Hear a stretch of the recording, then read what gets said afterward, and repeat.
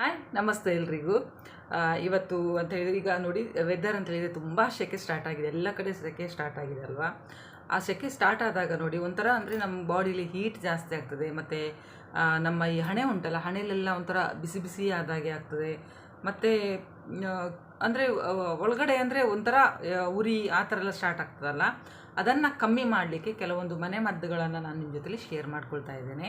ಖಂಡಿತ video full ನೋಡಿ, ಯಾಕಂತೇಳಿದರೆ ಈ ಸೆಕೆಗಾಲದಲ್ಲಿ ನಾವು ಎಷ್ಟು ತಂಪು ಮಾಡಿಕೊಂಡ್ರೂ ಸಹ ತುಂಬ ಅಷ್ಟು ಒಂದು ಹೀಟ್ ಆಗಿರ್ತದೆ ಬಾಡಿ ಸೆಕೆಗೆ. ಆದಷ್ಟು ನೀವು ಒಂದು 12 ಗಂಟೆಯಿಂದ 3 ಗಂಟೆ ತನಕ ಮಧ್ಯಾಹ್ನ ಸ್ವಲ್ಪ ಹೊರಗಡೆ ಹೋಗೋದನ್ನು ಸ್ವಲ್ಪ ಅವಾಯ್ಡ್ ಮಾಡೋದು ತುಂಬ ಒಳ್ಳೆಯದು ಅಂದ್ಕೊಳ್ತೇನೆ ನಾನು.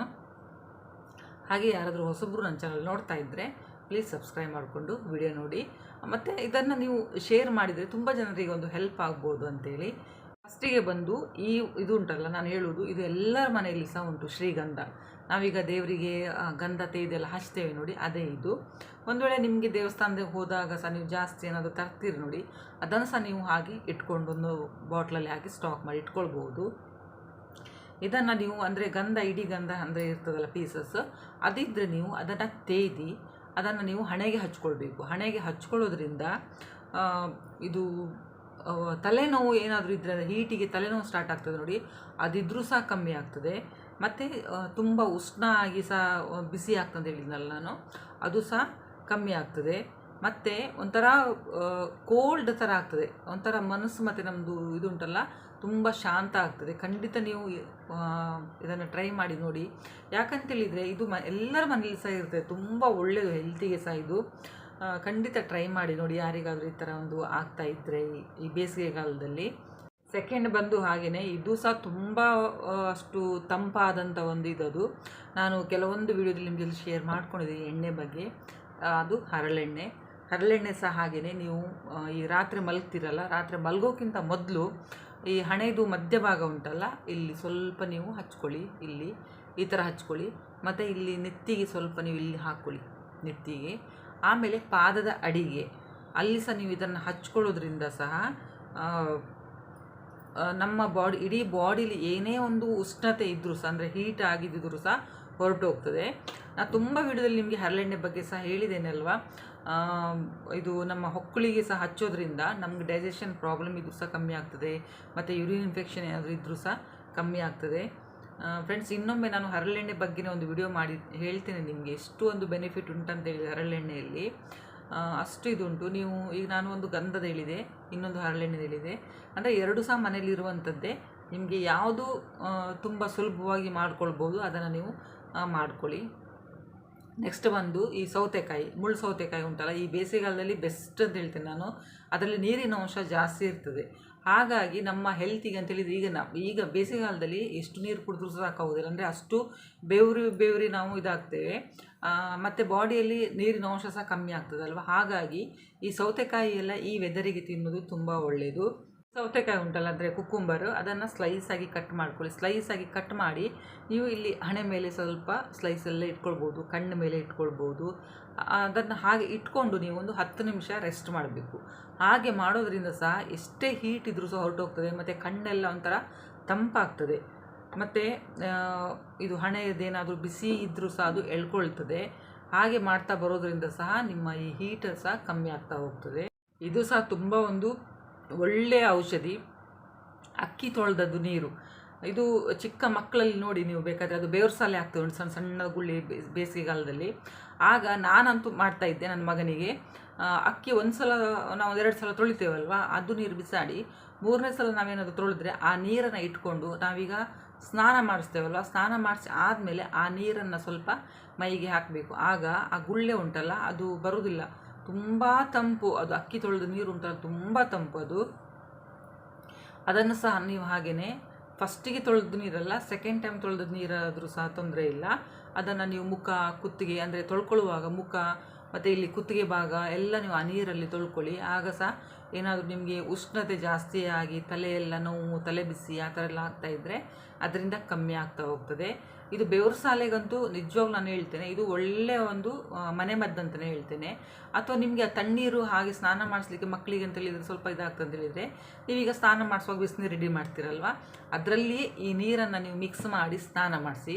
ಅದರಿಂದ ಕಮ್ಮಿ ಆಗ್ತಾ ಹೋಗ್ತದೆ. ನೆಕ್ಸ್ಟ್ ಬಂದು ಅಲೋವೆರಾ ಜೆಲ್. ನಾನು ಅಲೋವೆರಾ ಜೆಲ್ ಬಗ್ಗೆ ಸಹ ಸಾಕಷ್ಟು ವಿಡಿಯೋದಲ್ಲಿ ಹೇಳಿದ್ದೇನೆ. ನಿಮ್ಮ ಮನೇಲಿ ಫ್ರೆಶ್ ಅಲೋವೆರಾ ಇದ್ದರೆ ಅದನ್ನು ಕಟ್ ಮಾಡಿ ಅದರ ಒಳಗಡೆ ತಿರುಳನ್ನು ತೆಗೆದು ಸಹ ನೀವು ಹಣೆಗೆ ಎಲ್ಲ ಹಚ್ಕೊಳ್ಬೋದು, ಪಾದದ ಅಡಿಗೆ ಹಚ್ಬೋದು, ಅಥವಾ ನಿಮಗೆ ಕಾಲ ಮೇಲೆ ಸಹ ಎಲ್ಲಾದರೂ ಕಾಲಿಗ ಮಸಲ್ಸ್ ಅಲ್ಲೆಲ್ಲ ಒಮ್ಮೆ ಉರಿ ಸ್ಟಾರ್ಟ್ ಆಗ್ತದೆ ನೋಡಿ ಕಾಲೆಲ್ಲ, ಅಲ್ಲಿ ಸಹ ನೀವು ಅದನ್ನು ಹಚ್ಬೋದು. ಎಷ್ಟು ಕೋಲ್ಡ್ ಆಗ್ತದೆ ಅಂತ ಹೇಳಿದರೆ ನಾನು ಮೊನ್ನೆ ಒಮ್ಮೆ ವಿಡಿಯೋದಲ್ಲಿ ನಿಮಗೆ ತೋರಿಸಿದೆ. ನಮ್ಮ ಮನೆಯಲ್ಲಿ ಅಲೋವೆರಾ ಗಿಡ ಇಲ್ಲಲ್ಲ, ಹಾಗಾಗಿ ನಾನು ಇದನ್ನು ಹಚ್ಚೋದು, ಅಲೋವೆರಾ ಜೆಲ್ ಇದನ್ನೇ ಹಚ್ತೇನೆ. ಒಮ್ಮೊಮ್ಮೆ ಪಾದ ಏನಾದರೂ ಉರಿ ಬಂದರೆ ಇದನ್ನೇ ಹಚ್ಕೊಳ್ತೇನೆ ನಾನು. ಮುಖಕ್ಕೆ ಸಹ ಇದನ್ನೇ ಹಚ್ಕೊಳ್ತೇನೆ. ಒಮ್ಮೊಮ್ಮೆ ಸ್ವಲ್ಪ ಉರಿ ಈ ಥರ ಏನಾದರೂ ಬಂದರೆ, ಅಥವಾ ಕೈ ಒಮ್ಮೆ ನೋಡಿ ಕೈಯೆಲ್ಲ ಇಲ್ಲೆಲ್ಲ ಉರಿ ಈ ಥರ ಆಗ್ತದೆ ನೋಡಿ, ಆಗ ಸಹ ನೀವು ಇದನ್ನು ಯೂಸ್ ಮಾಡಿ. ಎಷ್ಟು ಕೋಲ್ಡ್ ಆಗ್ತದೆ ಮತ್ತು ಬೇಗ ಕಮ್ಮಿ ಆಗ್ತದೆ ಇದರಿಂದ. ಮತ್ತು ಈ ಬೇಸಿಗೆಗಾಲದಲ್ಲಿ ಆದಷ್ಟು ನಾವು ಈ ಲಿಕ್ವಿಡನ್ನು ನಾವು ಜಾಸ್ತಿ ತೊಗೊಳ್ಬೇಕಾಗ್ತದೆ. ಈಗ ಸೌತೆಕಾಯಿ ತಿನ್ಬೋದು, ಅಥವಾ ಸೋರೆಕಾಯಿ ಅದರದ್ದು ಏನಾದರೂ ಪಲ್ಯ ಆ ಥರ ಎಲ್ಲ ಮಾಡಿ ತಿನ್ಬೋದು, ಕುಂಬಳಕಾಯಿ ತಿನ್ಬೋದು. ಆಮೇಲೆ ಜ್ಯೂಸು, ಹೆಸರು ಕಾಳಿದು ಜ್ಯೂಸ್ ನಾನು ನಿಮಗೆ ವಿಡಿಯೋ ಮಾಡಿ ಹಾಕಿದ್ದೇನೆ ಫ್ರೆಂಡ್ಸ್, ಅದನ್ನು ಸಹ ನೋಡಿ ನೀವು. ಅದನ್ನು ಮಾಡಿ ಕುಡಿಬೋದು, ಎಳ್ಳಿನ ಜ್ಯೂಸ್ ಕುಡಿಬೋದು.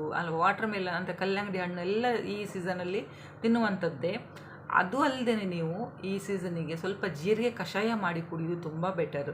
ಜೀರಿಗೆ ನೀರಂತಲೇ ಸಹ ಹೇಳ್ತಾರಲ್ವ, ಜೀರಿಗೆನ ನೀವು ಕಷಾಯ ಮಾಡಲಿಕ್ಕೆ ಎಲ್ಲರಿಗೂ ಸಹ ಗೊತ್ತುಂಟಲ್ವ.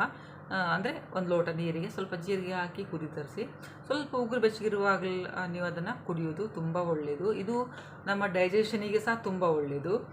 ಡೈಜೆಷನ್ ಅಲ್ಲದೆ ನಮ್ಮ ಒಳಗಡೆ ಏನಾದರೂ ಉಷ್ಣತೆ ಇದ್ದರೆ, ಅಂದರೆ ಹೊಟ್ಟೆ ಒಳಗಡೆ ಎಲ್ಲ ಸ್ವಲ್ಪ ಉಷ್ಣ ಜಾಸ್ತಿ ಆದಾಗೆಲ್ಲ ಹೊಟ್ಟೆ ಉರಿಯಲು ಸ್ಟಾರ್ಟ್ ಆಗ್ತದೆ ನೋಡಿ, ಆಗ ಸಹ ನಮಗೆ ತಲೆನೋವು, ತಲೆ ಬಿಸಿ ಎಲ್ಲ ಸ್ಟಾರ್ಟ್ ಆಗ್ತದೆ. ಈ ಜೀರಿಗೆ ನೀರು ಕುಡಿಯೋದ್ರಿಂದ ಸಹ ಅದು ಸಹ ಕಮ್ಮಿ ಆಗ್ತಾ ಹೋಗ್ತದೆ. ಈ ಬೇಸಿಗೆಗಾಲದಲ್ಲಿ ಆದಷ್ಟು ನೀವು ನಾನು ಹೇಳಿರುವಂತಹ ಎಲ್ಲ ಮನೆಮದ್ದನ್ನು ನೀವು ಟ್ರೈ ಮಾಡ್ತಾ ಬರ್ಬೋದು.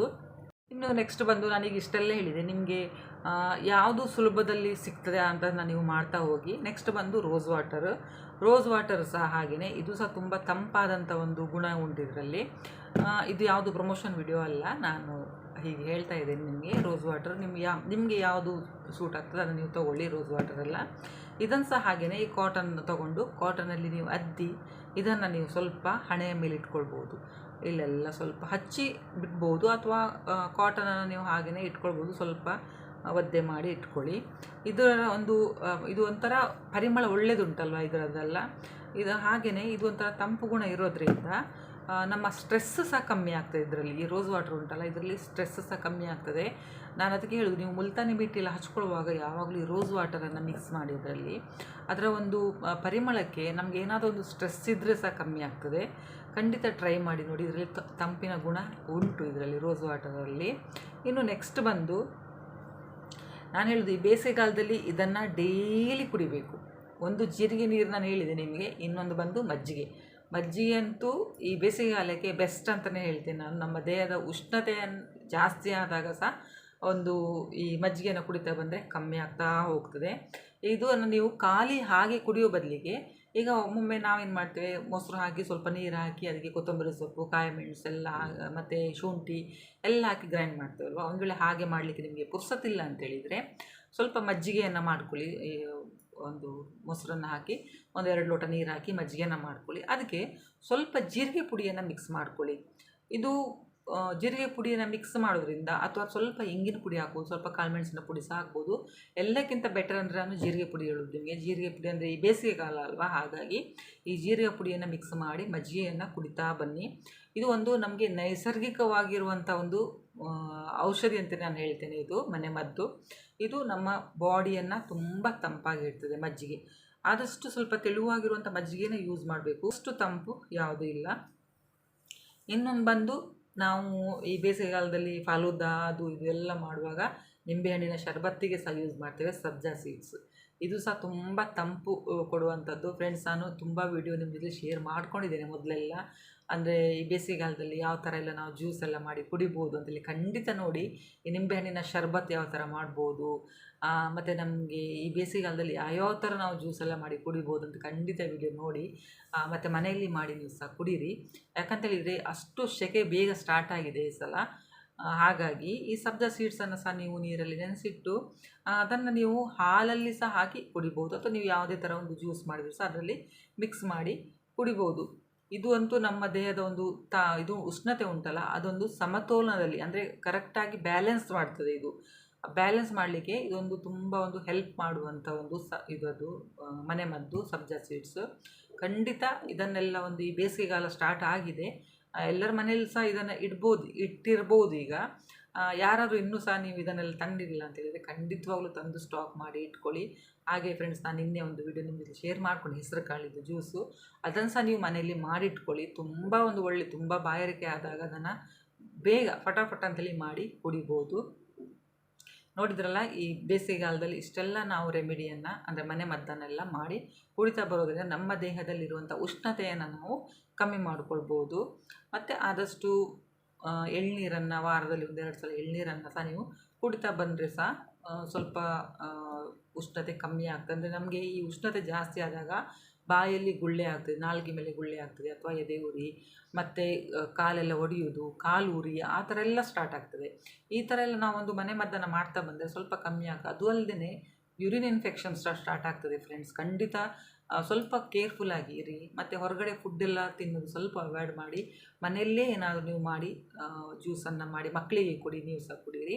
ವಿಡಿಯೋ ಹೇಗೆ ಅನ್ನಿಸ್ತಂತೇಳಿ ಕಮೆಂಟ್ ಮಾಡಿರಿ. ವಿಡಿಯೋ ನೋಡಿದ್ದಕ್ಕೆ ಥ್ಯಾಂಕ್ ಯು.